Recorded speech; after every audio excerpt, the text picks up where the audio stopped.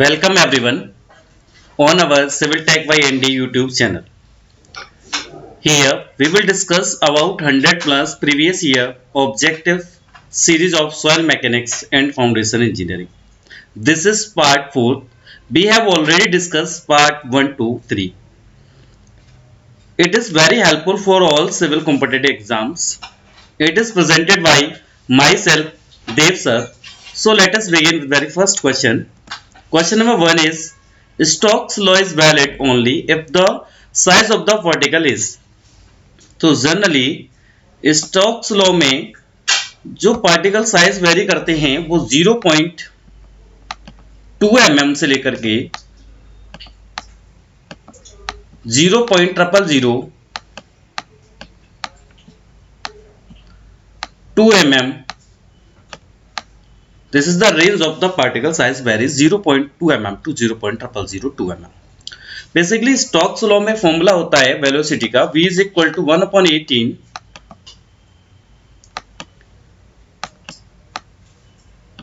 Into d square in bracket gamma s minus gamma W.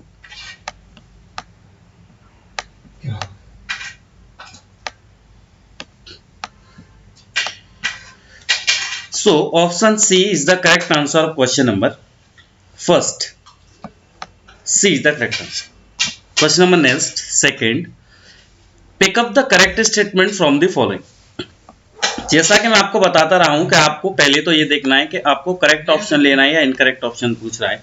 तो ये correct option पूछ रहा है तो जनरली इन सभी ऑप्शंस में से 4 ऑप्शंस दे रखे हैं, इसमें से करेक्ट ऑप्शन कौन सा है. तो जनरली जो आपको मेन ऑप्शंस दे रखे हैं उनमें स्ट्रेस जब डिक्रीज हो रही थी तो वॉइड रेशियो डिक्रीज हो रहा है, कहीं स्ट्रेस डिक्रीज हो रही है तो कोएफिशिएंट ऑफ परमेबिलिटी डिक्रीज हो रही है. तो जब भी ऐसे आप ऑप्शन देखें तो ये देखें कि मोस्ट प्रोबेबिलिटी कौन सा ऑप्शन है या फिर कहीं ज्यादा से ज्यादा नियर बाई करेक्ट ऑप्शन कौन सा है. तो जो सबसे नियर और करेक्ट आंसर है वो है when the stress decrease void ratio coefficient of permeability volume change decrease also. So option D is the correct answer question number 2, जिसमें सारे ऑप्शंस इंक्लूडेड हैं. तो हम यहाँ पर डी ऑप्शंस को हमेशा करेक्ट मानेंगे. Most probable and correct answer D of question number 2. So next question number 3. Pick up the correct statement applicable to plate load test. Generally plate load test होता क्या है? Plate load test it is basically used to determine the wearing capacity and also used to determine the settlement of the soil.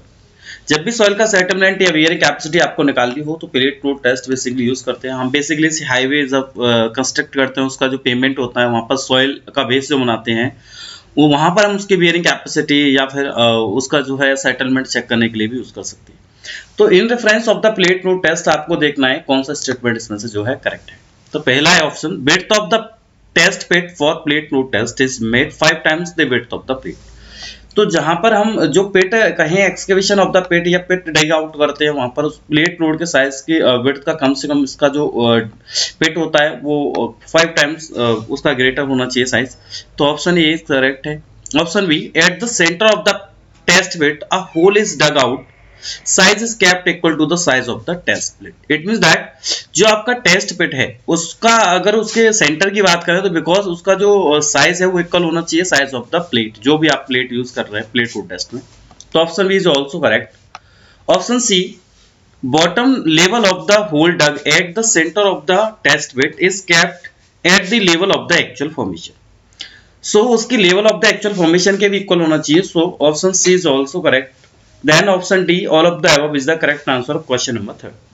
Next, question number 4. Failure of a slope occurs only when total shear force is. Slope failure के case में total shear force क्या है? जब shear force की बात करेंगे तो generally it is greater than the total shearing strength of the soil.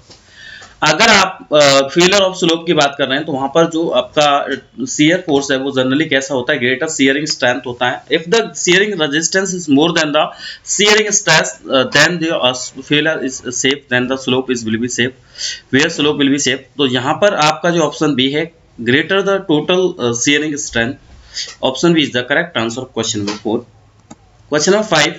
If the natural water content of soil mass, अगर किसी सॉइल मास में नेचुरल वाटर कंटेंट की बात करें तो वो कहां से कहां तक लाई कर रहा है, lie between its liquid limit and plastic limit, then soil mass is said to be in. इस स्टेज में सॉइल मास अगर हो तो इस सॉइल मास को बेसिकली क्या कहेंगे, तो इसमें हम सॉइल मास को प्लास्टिक स्टेट बोलते हैं, because water content varies liquid limit and plastic limit या liquid limit to plastic limit. So option B plastic state is the correct answer of question number 5। Question number 6, pick up the correct statement from the following.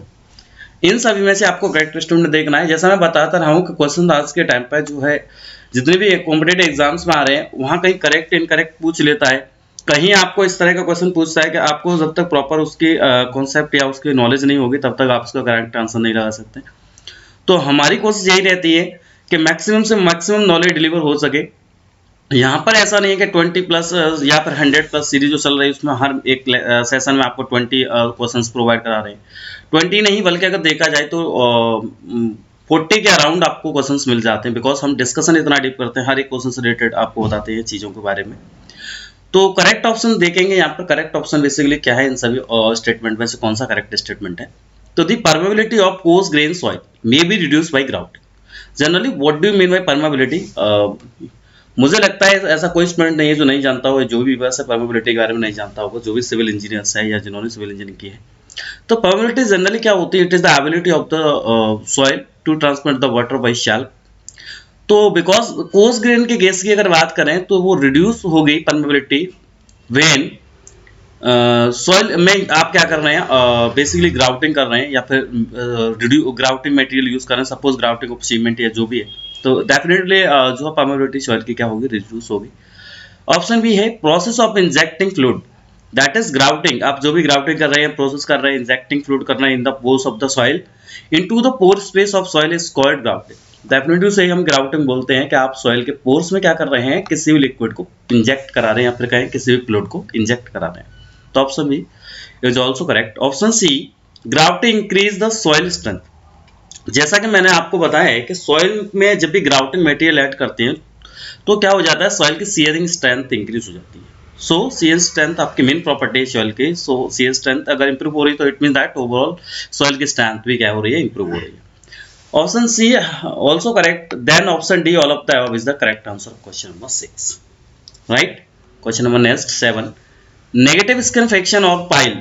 Generally question कभी कभी ये आ जाता है कि भाई what do you mean by negative skin friction, या बहुत सारे स्टूडेंट को नेगेटिव स्किन फ्रिक्शन के बारे में नहीं पता होगा।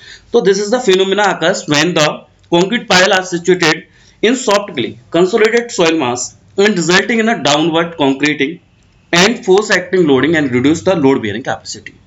तो जनरली यहाँ सॉइल मास है वो सॉफ्ट है, तो पहला ऑप्शन देखेंगे is cause due to the relative settlement of the soil. तो बिल्कुल रिलेटिव सेटलमेंट सॉइल के कारण ही क्या है, negative skin friction on pile होता है जनरली। ऑप्शन बी है is cause in soft clay. बिल्कुल सॉफ्ट क्ले का ही कॉज है, कहीं ना कहीं सॉफ्ट क्ले ही होती है यहाँ पर, जहाँ नेगेटिव फ्रिक्शन आप देखते हैं कॉन्क्रीट पाइलिंग जब भी करते हैं, पाइलिंग जो होती है सॉइल में। ऑप्शन सी है डिक्रीज द पाइल कैपेसिटी। तो डेफिनेटली पाइल की कैपेसिटी जो है डिक्रीज होगी, लोड कैरिंग कैपेसिटी वो डिक्रीज होती है when negative skin friction occurs in the soil mass. So option D all of the above is the correct answer of question number 7। Got it? Option D is the correct answer. Next question number 8, select the correct statement. जो भी options दे रखे हैं इनमें से कौन सा correct है, तो जो करेक्ट है या इनकरेक्ट पूछ रहा है उसको पहले आप अंडरलाइन कीजिएगा, अंडर मार्क करिएगा। क्वेश्चन में कंफ्यूजन हो जाता है हमको, क्वेश्चन पढ़ते पढ़ते इतना एग्जाम में प्रेशर रहता है, ध्यान नहीं रहता है कि हम करेक्ट सर्च कर रहे हैं इनकरेक्ट सर्च कर रहे हैं। बाद में जब भी पता लगता है तो कहते हैं हमको तो ये पूरा क्वेश्चन आता था लेकिन हमें थोड़ा सा कंफ्यूजन हो गया, हमने करेक्ट देख लिया, इनकरेक्ट देख रहा था। तो जनरली आपको पहले ये देखना है कि वहाँ करेक्ट है तो करेक्ट को अंडर मार्क करिएगा, इनकरेक्ट है तो इनकरेक्ट को ही आप अंडरलाइन कर लीजिएगा, बिकॉज आपको ये पता लग जाएगा कि इस सारे ऑप्शंस में आप सर्च क्या कर रहे हो, किस तरह का जो है ऑप्शंस में करेक्ट हो सकता है। तो यहाँ जो हम देख रहे हैं बेसिकली करेक्ट ऑप्शन देख रहे हैं। तो चलिए पहला ऑप्शन देखते हैं, a uniform soil has more strength and stability than a non uniform soil. कितना इजी सा क्वेश्चन पूछ रहा है कि क्या यूनिफॉर्म सॉइल की स्ट्रेंथ मोर हो सकती है, stability than a non uniform soil. Non uniform soil से यूनिफॉर्म सॉइल की स्ट्रेंथ ज्यादा हो सकती है, ऐसा है क्या? तो डेफिनेटली हम कहेंगे कि जो हमारी नॉन यूनिफॉर्म सॉइल होती है उसकी स्ट्रेंथ ज़्यादा होती है, उसकी स्टेबिलिटी ज़्यादा होती है। तो यहाँ पर यूनिफॉर्म सॉइल की बात कर रहा था, जबकि नॉन यूनिफॉर्म सॉइल की स्टेबिलिटी स्ट्रेंथ ज़्यादा होती है देन यूनिफॉर्म सॉइल। तो नॉन यूनिफॉर्म सॉइल की स्ट्रेंथ ज़्यादा है, तो बिकॉज इस option A is the incorrect, या इनकरेक्ट ऑप्शन है। अब जबकि हमें करेक्ट सर्च करना है। ऑप्शन बी है क्या, a uniform soil has less strength and stability than a uniform non uniform soil. अभी मैंने आपको बताया है option B is the correct, because यहाँ पर जो है कह रहा है कि आपकी नॉन यूनिफॉर्म सॉइल की स्टेबिलिटी और स्ट्रेंथ ज़्यादा होती है as compare to the uniform soil. So because option B is the correct answer question number 8। Option C भी बता दे रहा था आपको, uniformity coefficient does not affect strength and stability, तो ये भी ऑप्शन नहीं था, ये भी इनकरेक्ट है। बिकॉज यूनिफॉर्मिटी कोएफिशिएंट की बात करें तो बिल्कुल अफेक्ट करेगा स्ट्रेंथ को, स्टेबिलिटी को डेफिनेटली अफेक्ट करेगा, लेकिन ये डज नॉट अफेक्ट कह रहा है, तो बिकॉज ऑप्शन सी भी आपका क्या था, इनकरेक्ट। हम यहाँ पर करेक्ट देख रहे थे, ऑप्शन बी है जो सिर्फ ऑप्शन बी ही आपका करेक्ट है क्वेश्चन नंबर 8 का। तो चलिए ऑप्शन 8 का करेक्ट ऑप्शन बी है। Next question 9, the slip at critical angle is generally known as, because slip क्या है, इट इज ऑफ्टन, या बेसिकली आप इसे देखेंगे जब भी आपका स्लो फेलियर होता है वहाँ पर स्लिप आर्क या स्लिप बेसिकली देखने को मिलता है, they are often critical angle, because generally कई सारे फेलियर होते हैं, बेस टू फेस फेलियर, कई तरह के फेलियर आपको देखने को मिलते हैं। तो वहाँ पर पूछा जा रहा है कि क्या उसको और किसी जनरली किस नेम से और जानते हैं। तो पहला है ए लाइन, सेकंड ऑप्शन है rupture plane, C pre plane. तो ये तीनों ही पॉइंट हैं जिनको हम बोल सकते हैं, रप्चर प्लेन बोल सकते हैं, स्लिप प्लेन बोल सकते हैं ना, ए लाइन बोल सकते हैं। तो because here option D all of the above is the correct answer of question number 9। Question number 10, if a soil undergoes a change in shape and volume by applications of the external load over it, what recovers its shape and volume immediately after removal of the load, then the property of the soil is said to be। Generally आप जानते हैं, generally आपने देखा होगा कि जब किसी soil पर या किसी भी बॉडी पर हम लोड अप्लाई कर देते हैं, because external load acting on the body, then the body will goes to deform and remove the load, then the body will again the original shape and size. तो property is called elasticity of the soil. ऐसी property को अगर soil पर हो रहा है ऐसा वक्त, तो हम समझते हैं वो इलास्टिसिटी ऑफ सॉइल है, बिकॉज परमानेंट डिफॉर्मेशन नहीं है। जब भी हम लोड लगा रहे थे वो चेंज हो रही थी, उसमें कोई ना कोई चेंजमेंट हो रहा था उसकी शेप में, साइज में। हमने जब भी उस एक्सटर्नल लोड को हटा दिया तो उसने रीगेन कर लिया अपनी शेप को, बिकॉज उसने क्या किया, अपनी प्रॉपर्टी को एनहांस कर लिया, जो भी उसका वॉल्यूम था उसने वो गेन कर लिया, शेप थी वो शेप गेन कर लिया। तो यहाँ पर उसकी प्रॉपर्टी क्या हो जाएगी, इलास्टिसिटी ऑफ सॉइल। इस प्रॉपर्टी को हम क्या बोलते हैं, elasticity of soil. So here option B is the correct answer of question number 10. Next, question number 11. The water content in a soil sample when it continues to lose weight without losing the volume is called। अगर किसी soil में water content reduce हो रहा है, generally question को समझना ही है, continue हम वाटर कंटेंट रिड्यूस देख रहे हैं, लेकिन here not reduce the volume, तो इस टर्म को क्या कहा जाता है, इसको कहा जाता है shrinkage limit. Here lose weight या लूज बेसिकली वाटर कंटेंट वहां से रिड्यूस कर रहा है, कहीं ना कहीं उसका वेट है वो लूज हो रहा है, लेकिन वॉल्यूम में कोई चेंजमेंट नहीं देखने को मिल रहा है, तो called shrinkage limit of soil. Option A is the correct answer of question number 11। Got it. ये क्वेश्चन क्रीम क्वेश्चंस हैं स्टूडेंट्स, व्यूअर्स, जो भी आप देख रहे हैं सभी को मैं यही कहना चाहता हूँ, ये वो क्वेश्चंस हैं जो प्रीवियस एग्जाम्स में, स्टेट सेंट्रल डिफरेंट एग्जाम्स जो होते हैं उन सभी से लाई गई हैं। कहीं के 4 to 5 टाइम्स रिपीटेड क्वेश्चंस हैं, तो जनरली हम वही क्वेश्चंस आपको प्रोवाइड करने की कोशिश कर रहे हैं जिससे आपको डायरेक्ट फायदा होने वाला है। तो बने रहिए और चैनल को लाइक भी करिए, सब्सक्राइब करिए और ज़्यादा से ज़्यादा लोगों के पास शेयर करिए। क्वेश्चन नंबर 12 है। 12 क्वेश्चन नंबर देखते हैं, effective stresses. Generally effective stress क्या होती है आप लोग जानते होंगे। Effective stress generally denoted by sigma bar, because total stress का फॉर्मूला होता है total stress sigma is equal to effective stress plus pore water pressure, right. The effective stress is only carried by the solid particles and pore pressure it is only carried by the water present in the soil mass. So here effective stress is equal to the total stress minus pore water pressure. अगर effective stress की बात कर रहे हैं तो मैंने पहले बताया था आपको, generally carried by the solid particles only. तो इसके रेफरेंस में हमें देखना है कौन सा स्टेटमेंट सही है या कौन सा ऑप्शन हमारा करेक्ट है। तो पहला देखते हैं option, the stress eight particle in contacts. क्या ये स्ट्रेस पार्टिकल कॉन्टैक्ट्स में है, जो भी आपके पार्टिकल्स हैं उन्हीं पे ही स्ट्रेस है क्या ये? तो ऑप्शन बी है। अब आपका a physically parameters that can be measured, क्या ये फिजिकल पैरामीटर है जिसे आप इजीली मेजर कर सकते हैं क्या? ऑप्शन सी है important because it is a function of the engineering property of soil. तो option C because it is a engineering property and engineering function of the soil. आपकी सॉइल का जो है एक इंजीनियरिंग प्रॉपर्टी है आपकी soil की, बिकॉज सीएस स्ट्रेंथ उसका एक बहुत ही इंपॉर्टेंट फंक्शन है। तो हम इसे क्या बोलते हैं, कि ये जो है हमारी इंजीनियरिंग प्रॉपर्टी का एक इंपॉर्टेंट फंक्शन है, तो हम इसे ऑप्शन सी को करेक्ट मानेंगे यहाँ पर। तो option C is the correct answer of question number 12। Question number 13, the angle of intersection is maximum for. देखिए यहाँ पर एंगल ऑफ इंटरनल फ्रिक्शन की बात की गई। What do you mean by angle of internal friction? Angle of internal friction it is denoted by phi, it is represented या it is denoted by phi. ये phi कहाँ आएगा? Do you know about the shear strength of the soil? It is noted by S या फिर tau, आप tau या ऐसे note करते होंगे। इज इक्वल टू क्या होता है? फॉर्मूला होता है C, C is the cohesion where C cohesion plus sigma in tan phi where sigma n is the normal stress in the soil mass। Phi यहाँ पर आया है tan phi, तो phi is the angle of internal friction, right. तो ये पूछ रहा है कि मैक्सिमम वैल्यू एंगल ऑफ इंटरफ्रिक्शन की होगी, तो वो किस टाइप की सॉइल में या किस सॉइल में मैक्सिमम वैल्यू हो सकती है एंगल ऑफ इंटरफ्रिक्शन की। तो पहला ऑप्शन देखिए, एंगुलर ग्रेन लूज सैंड। क्या एंगुलर ग्रेन लूज सैंड में होगी? तो लूज सैंड है तो नहीं होगी। एंगुलर ग्रेन सैंड में डेफिनेटली होगी, लेकिन लूज सैंड है तो नहीं होगी, because maximum value of the interfriction find in angular grain dense sand only. तो here option B is the correct answer of question number 13, right. Option C था round, तो राउंड के केस में नहीं हो सकती है राउंड ग्रेन, वो भी लूज हो तो भी नहीं हो सकती, तो because option B angular grain dense sand is the correct answer of question number 13। Next question number 14, when a cohesionless soil attain quick condition it is loses। what do you mean by quicksand condition? Quicksand condition where the effective stress will be zero when the soil mass goes to fill with the water in the upper direction, then the effective stress will also decrease proportionally and the soil all soil sand particles will settle on the bed। so where the effective stress zero, जहां भी effective stress zero हो जाएगी Sandy soil पे बोलेंगे, जहां भी Sandy soil के particles हैं आपके सेटल हो रहे हैं इजीली, वहां पर इफेक्टिव स्ट्रेस जीरो हो रही है। तो हियर इस टर्म के बारे में अगर पूछें कि इस टर्म में बेसिकली क्या रहेगा, क्या आपकी क्विक सैंड कंडीशन है उस क्विक केस में क्या वो लॉस करेगी, क्या करेगी। तो अगर क्विक सैंड कंडीशन हो रही है तो मैंने पहले बताया था कि इफेक्टिव स्ट्रेस है because contact the particles between the particles, है ना। तो मैक्सिमम लोड ले सकेगी आपकी सॉइल बेसिकली। अगर आपकी क्विकसैंड कंडीशन जनरेट हो रही है तो ऐसे केस में आपकी bearing strength, shearing strength and all important property of soil mass will be less या will be zero, almost zero. So because हम यहाँ पर ऑप्शन सी को ही मार्क करेंगे, बिकॉज यहाँ पर आपकी वेयरिंग और शियर स्ट्रेंथ बोथ कैसी हो रही है, लूज होंगी जब भी आपके क्विकसैंड कंडीशन अटेन होगी। क्विकसैंड कंडीशन अगर किसी भी कोहेजनलेस सॉइल में आपने को देखने को मिल रही है तो, राइट। तो क्विकसैंड कंडीशन फिनोमेना जो है जनरली आपको कोहेजनलेस सॉइल में ही देखने को मिलेगा। तो option C is the correct answer question number 14। Question number 15 select the correct statement.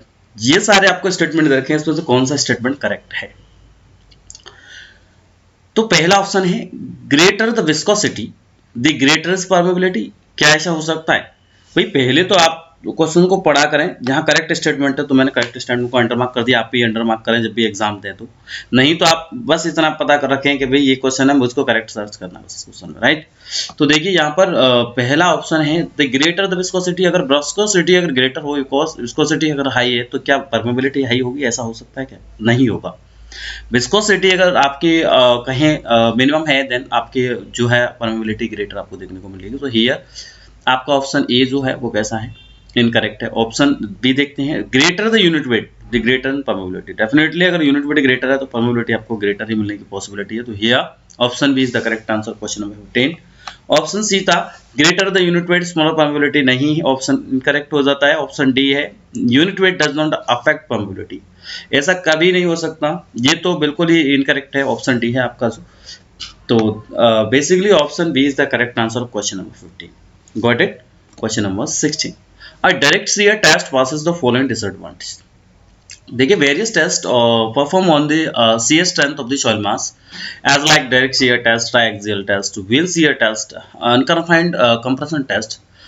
तो बेसिकली यहाँ पर डायरेक्ट shear टेस्ट की बात की गई है। In reference of the direct shear test with reference of direct shear test कौन सा इसमें से आपको डिसएडवांटेज देखने को मिल रहा है? बेसिकली अगर डायरेक्ट shear टेस्ट देख रहे हैं तो उसमें कौन सा डिसएडवांटेज है जो यहाँ पर आपको दिया हुआ है, उसी ऑप्शन को आप पिक करेंगे, उसी को करेक्ट मानेंगे। तो पहला है अ relative thin thickness of sample permits quick drainage.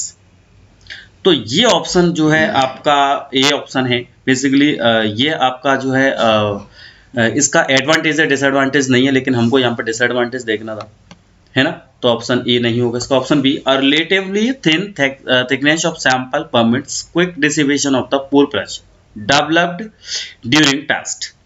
तो ऑप्शन बी भी इसका करेक्ट ऑप्शन नहीं हो सकता। ऑप्शन सी क्या है, as the test progresses the area under shear gradually changes. ये डेफिनेटली ऑप्शन सी, बिल्कुल ऑप्शन सी ही आपका इसका करेक्ट है। यही एक इसका जो है डिसएडवांटेज है कि जो आप टेस्ट की प्रोग्रेस कर रहे हैं वो अंडर एरिया ग्रेजुअली चेंजेस करता है, बिकॉज वहां भी सी एस टेस्ट को ग्रेजुअली स्प्रेड करेगा। तो here option C is the correct answer of question number 16।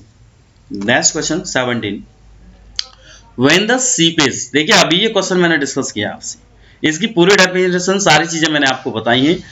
जो भी व्यूअर्स इसको ध्यान से देख रहा है, सुन रहा है वीडियो को, वो इस क्वेश्चन को करेक्ट आंसर तुरंत ही बता देगा। बिकॉज देखिए when the seepage pressure becomes equal to the pressure due to the submerged of a soil, the effective pressure reduce to zero. Effective pressure it means that the effective stress reduce to zero.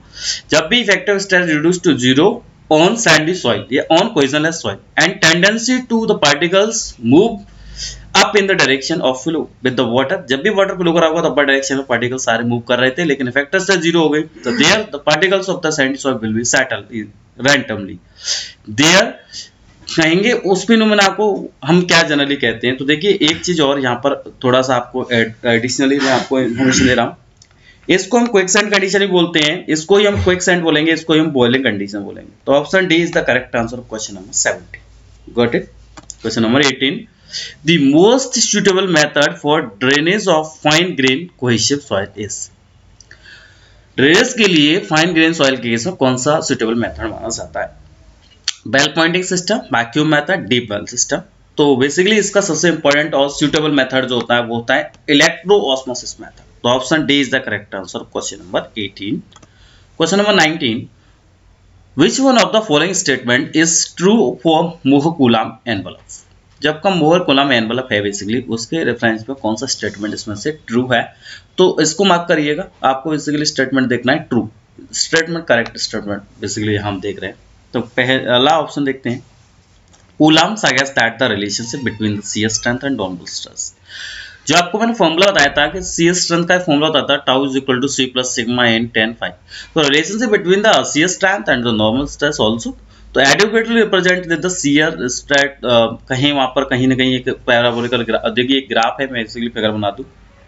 वो कह रहा है क्या वो straight line follow करता है, represent the straight line. तो here यहाँ पर कोई एनवलप था, बिकॉज हियर द मोहर एनवलप, मोहर एनवलप। यहाँ पर इस तरह से एक बात होता है जिसे बिकॉज हम इसे क्या बोलते हैं, स्ट्रेट लाइन बोलते हैं। यहाँ सी होता है, सी इज द कोहेजन, है ना, सी को हम क्या बोलते हैं, कोहेजन बोलते हैं। ये आपकी नॉर्मल स्ट्रेस है और here is the shear strength of the soil mass. So option A is correct answer.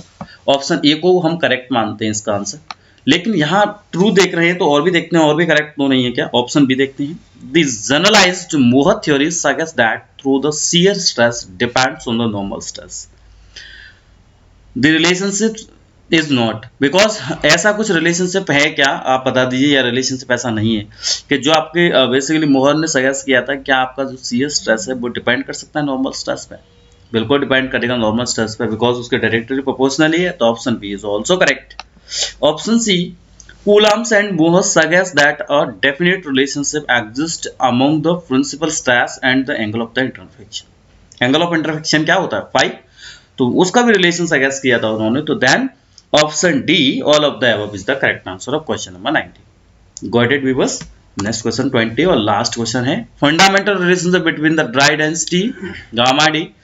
इससे गामा मानिए आपका क्या है, ड्राई डेंसिटी मान लीजिए गामा है, specific gravity G, water content W, percentage of the air void Na। Specific gravity जानते हैं, वाटर कंटेंट भी आप लोग जानते हैं, एयर वॉइड्स भी जानते हैं। ये सारी चीजें मैंने पहले ही आपको डिस्कस की हुई हैं। जिन लोगों ने हमारे 1, 2, 3, 4 इस तरह के पार्ट नहीं देखे, तो लास्ट जितने भी पार्ट हमने बनाए हुए हैं हमारे चैनल पर, आप उन सभी को एक बार जरूर देखिएगा, ठीक है। तो इसका जो करेक्ट ऑप्शन है वो क्या होगा, देखते हैं। Gamma D is equal to 1 minus Na, air void, percentage of air void, देखिए gamma percentage of air void, इसे एन सफिक्स में इसे नोट करते हैं, परसेंटेज ऑफ एयर वॉइड है। जी into gamma W 1 plus G into gamma या gamma into जी। तो option ए ही इसका जो है करेक्ट है, बिकॉज हियर माइनस साइन होता है। यहाँ जो परफेक्ट फॉर्मूला होता है वो gamma D is equal to 1 minus Na G into gamma W over 1 plus G into gamma. So option A is the correct answer of question number 20। ये भी option नहीं था, ऑप्शन सी भी आपका नहीं है बिकॉज यहाँ माइनस है अपॉन में, और ऑप्शन डी है इसके भी डिनोमिनेटर में आपका माइनस देखने को मिल रहा है। तो option A correct answer of question number 20। Next, thank you viewers, thank you all of you. आप सभी ने ये सेशन बड़े ही प्रेम से प्यार से देखा, और सभी साथियों को मैं ये कहना चाहता हूँ कि आप हमारे चैनल पर बने रहिए। आपका ही सपोर्ट हमें मोटिवेट करता है। ज़्यादा से ज़्यादा चैनल को शेयर करिए, सब्सक्राइब करिए और देन कमेंट भी करिए। Thank you all of you. आज रिपब्लिक डे है तो मैं आप सभी को एक बार और रिपब्लिक डे की, गणतंत्र दिवस की हार्दिक शुभकामनाएं देना चाहता हूँ। Thank you. जय हिंद, जय भारत।